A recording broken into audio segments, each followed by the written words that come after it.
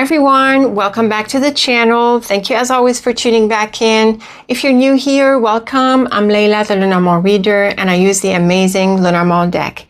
Download your starter guide and stay tuned to the announcement in this video so you can discover and master this amazing deck. Welcome to a new tutorial. The tutorial today is about the Moreau Spread. This came as a request from someone in the community, and so I'll be doing a demo of the Moreau Spread in this video, but also I want to tell you that we have a workshop, a masterclass focused specifically on the Moreau Spread on February 28th. So you'll find the links and the information for this workshop or masterclass in the description and in a pinned comment, and I'll also stick it up here as well. So the Moreau Spread is attributed to Adele Moreau, who is said to be a student of Mademoiselle Lenormand. And the Moreau Spread is essentially a mini tableau. It is a smaller version of the Grand Tableau. It uses 24 cards and has an interesting kind of setup. It's interesting that it has an even number of cards, but actually the lines, every single one of the lines is an odd number.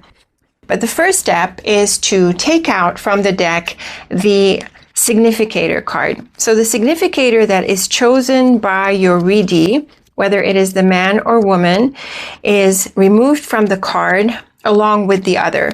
Now, I think some authors remove one or both. I'm going to remove both. And so we're going to focus on the man as our significator. What we're going to do is we're going to lay down the cards, and the way to do this is classically face down.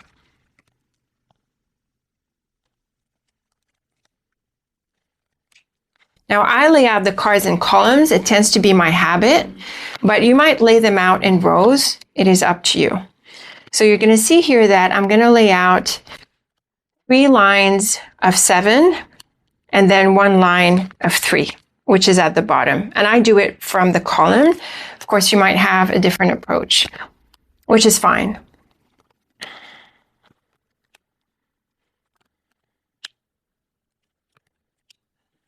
Okay, so here is our Moreau Spread. As you can see, we have 3 lines of 7 and 1 bottom row of 3. And then what they classically do is, with the significator card, they put it in the center. And they keep the central card turned over, and they open all of the cards, and then they'll look at this. So let's go ahead and do this. Let's open the cards one by one.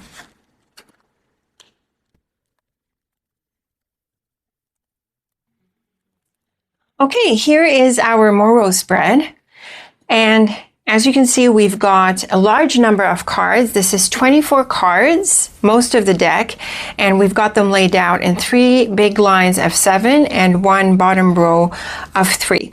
It's really nice to have an odd number of cards because we have a middle column, and in the regular Grand Tableau of the piquet, we have 4 at the bottom, and it's nicer to have an odd number of cards because the middle card and the middle line, they stand out. Now, classically, the way they read the Moreau Spread, like a lot of tableaus, is that they take the significator position, which is the central column in this case, as the present, and they will read the left-hand cards as the past, and the future cards are the ones on the right. So this is the way it's classically done, and the way a lot of tableaus are read by many people, many authors out there. So that is the way we're going to look at this one here. We're looking at it right now. And then they would have a read of the cards, and then they will turn over the central card where the significator lands on. And we see here the man lands on a scythe, which is very much a card of change. So we could give it a run, just a general interpretation. Looking at the top row, we've got some nice things happening with relationships. We have the dog, the letter, the heart, and star at the beginning. There could be a clarification of certain intentions, or things pick up, and here there is contact. So this man or this person could have been on each other's mind, and now there is contact and communication. In the middle row, we have the tree overcoming the slight challenges of the mouse, and then we've got the bird with the scythe and man There could be a sudden change or an announcement, and the anchor, mountain, and bear can very much be being based abroad. So this could be about traveling, moving. So we have the scythe after the tree, and this is typically a card of uprooting. The bird can be a card of travel sometimes, or quick moves. And with the bear and anchor on either side of the mountain, there's a clear stronghold or position that this person has in that location, or a foothold, I should say. And in terms of communication, the anchor and bear on either side of the mountain can very much help overcome the challenges because they're very strong cards. And sometimes the mountain is a card of obstacles. This is quite a stubborn combination.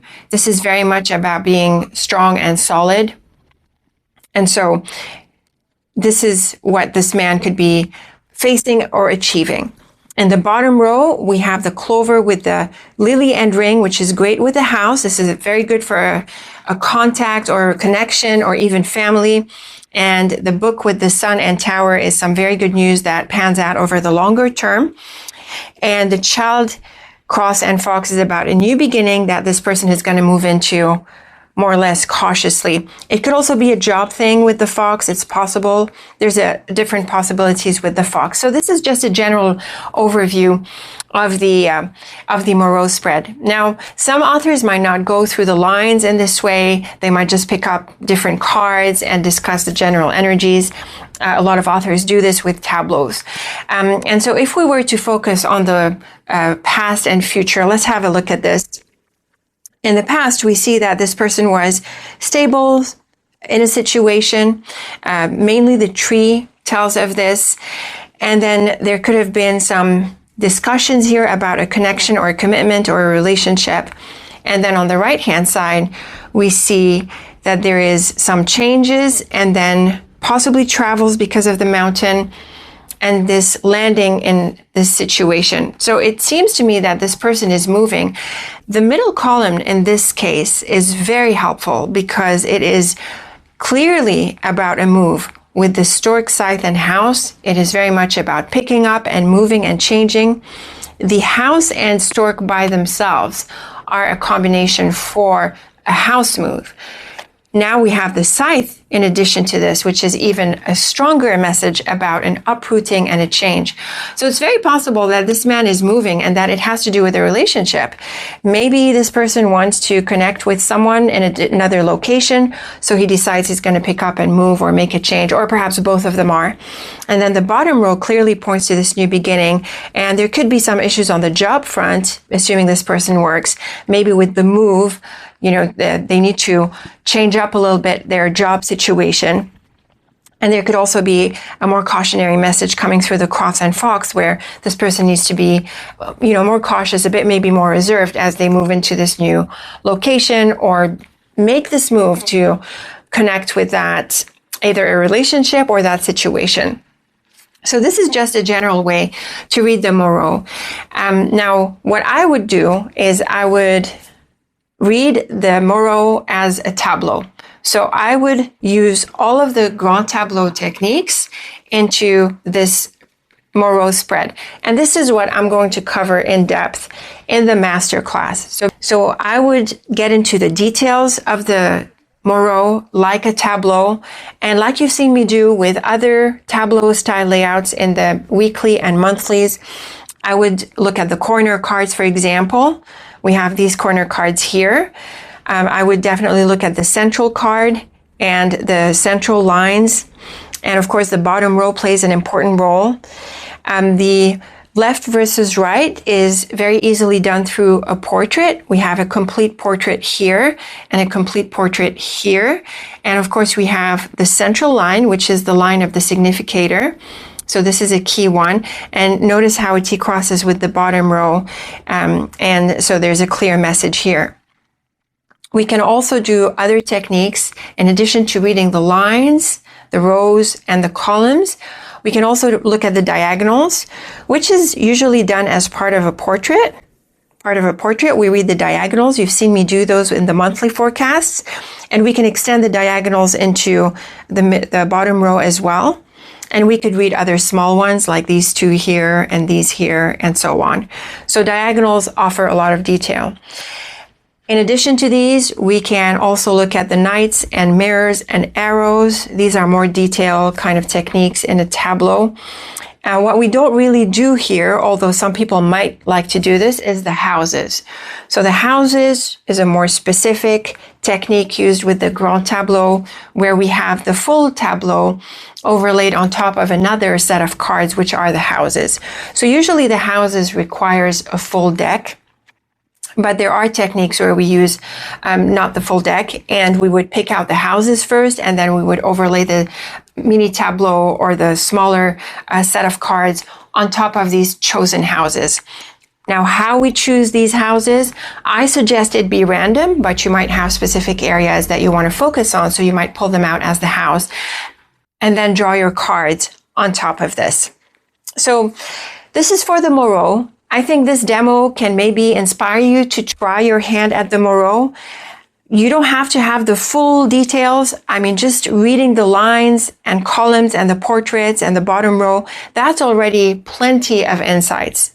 So without even the details of the Grand Tableau techniques that we can apply on a mini tableau, you can get a lot out of a reading, and you get the bulk of it really. I believe that the main stories come through the bigger lines, and then the columns, and then diagonals add details, and then the portraits, they help focus on specific themes. And of course, there are what I call the higher level structures, which help give the direction of the reading, like the bottom row, the corner cards, the central cards, and a few others. So I hope you're inspired to try your hand at the Moreau. I certainly hope you're going to join me on the masterclass. Again, if you have any questions, please reach out. And to get started, download the few resources that I have for you, and maybe that also is going to encourage you to join me on the Moreau Spread masterclass. Thank you very much for tuning in. Until next time, take very good care of yourself.